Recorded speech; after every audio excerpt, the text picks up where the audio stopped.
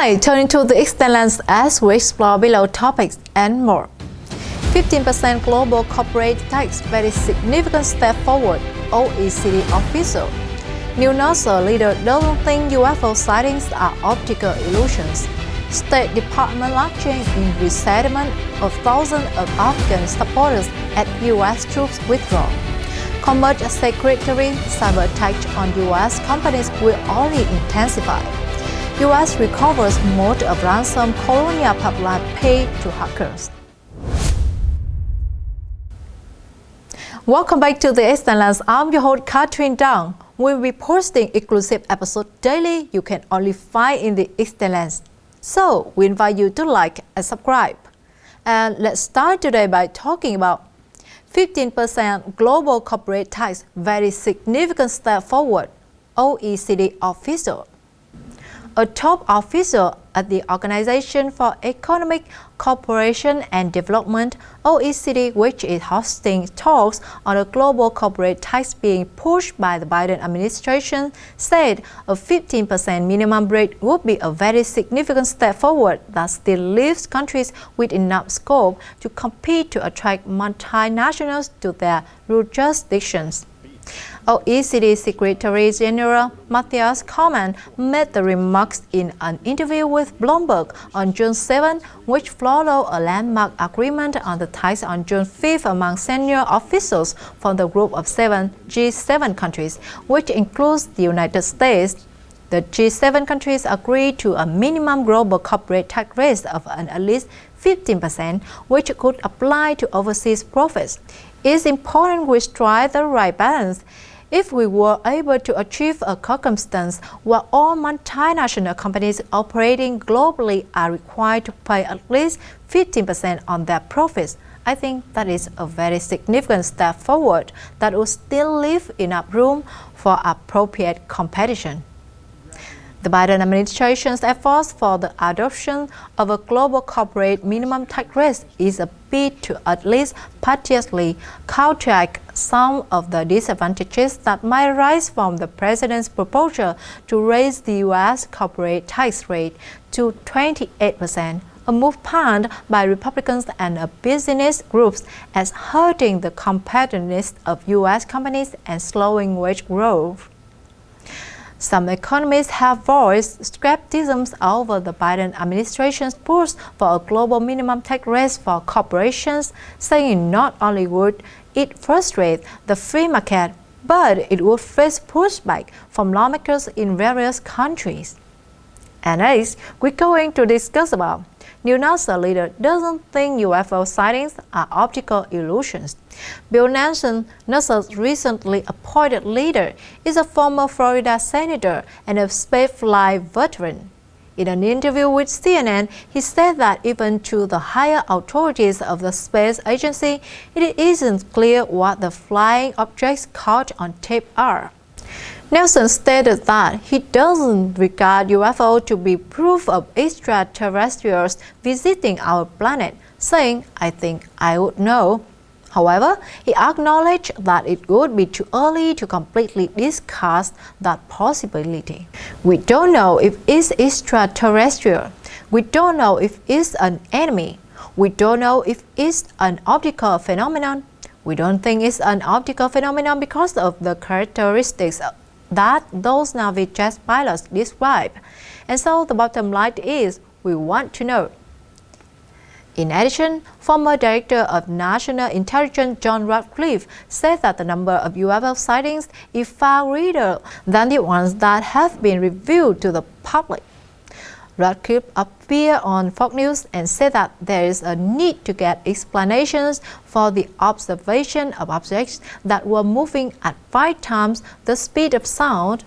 I think what is important, and people can speak about this UAP report, is I think if we talk about the number of sightings, they are far greater than have been publicly disclosed before. And the third news, we're going to talk about State Department launching in resettlement of thousands of Afghan supporters at U.S. troops withdrawal. Secretary of State Antony Blinken conceded Monday during a House Foreign Affairs Committee hearing that thousands of Afghans who have acceded the United States there since 2001 and who want to leave may still be there after American troops withdraw this summer. We are looking very actively at every possible contingency to make sure that we can accommodate and care for those who've helped us and are seeking to leave. Blinken said when asked about the issue by Representative Michael McCaul, the ranking minority member of the Foreign Affairs Committee. We had backlogs.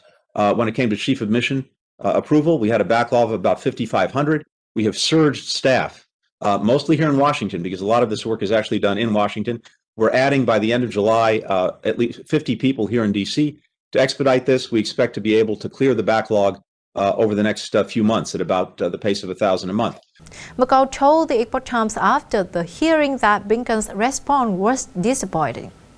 I was frustrated, Secretary Blinken's lack of a direct response to my question on evacuating Afghans who risk their life to assist us to a third country.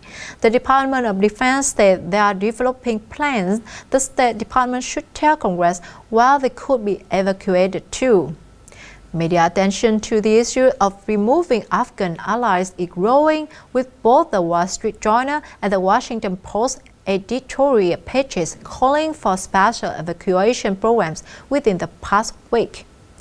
And now, let's move on to the next topic. Commerce Secretary Cyberattacks on U.S. companies will only intensify.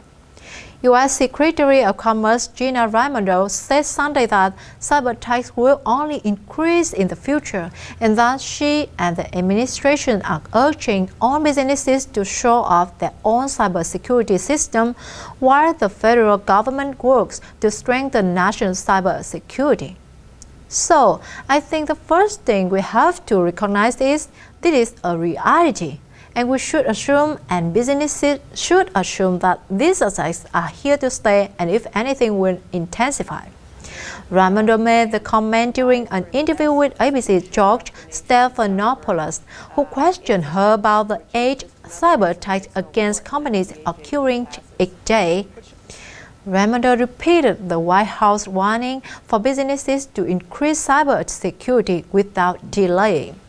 The only good news here, George, is that some very simple steps like two-factor authentication, having proper backup and backup technologies can be enormously helpful against a wide variety of these attacks, Raimondo added.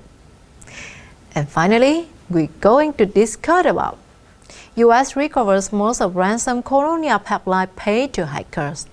The United States has seized most of the cryptocurrency paid to hackers that took hostage portions of Colonial pipeline system last month, leading to soaring gas prices and station outages. The Department of Justice seized nearly 64 Bitcoin, worth approximately $2.3 million. The action was made possible by a search warrant authorized by U.S. Magistrate Judge Laurel Biller. In an affidavit supporting the warrant application, authorities said they reviewed Bitcoin's public ledger and pinpointed the transfer to the ransom to a specific address. They then obtained the private key, or the raw equivalent of a password, required to access the assets. It's not clear how agents obtained the key. The warrant authorized them to seize property located in the Northern District of California. The sophisticated use of technology to hold businesses and even whole cities hostage for profits is decidedly a 21st century challenge. But the old adage, follow the money, still applies, and that's exactly what we do, Lisa Monaco, Deputy Attorney General, told a press conference in Washington. Colonial Pipeline reported on May 7 being attacked by a hacking organization called DarkSide, which utilized ransomware or malicious software to lock portions of its network. The group then demanded payment to unlock the network. Colonial told the FBI that it paid DarkSide approximately 75 Bitcoin in ransom. Colonial's CEO Joseph Blount later called it the right thing to do for the country to enable pipeline operations to be restored. The Bitcoin at the time was worth $4.4 million. And that's all for today, my friends. What do you think? Let me know below. If you like what you heard, don't forget to share it with at least one of your friends, because everyone deserves to know the truth. Thanks for tuning into the Eastern Lands. I'm Katherine Dang, and see you next time.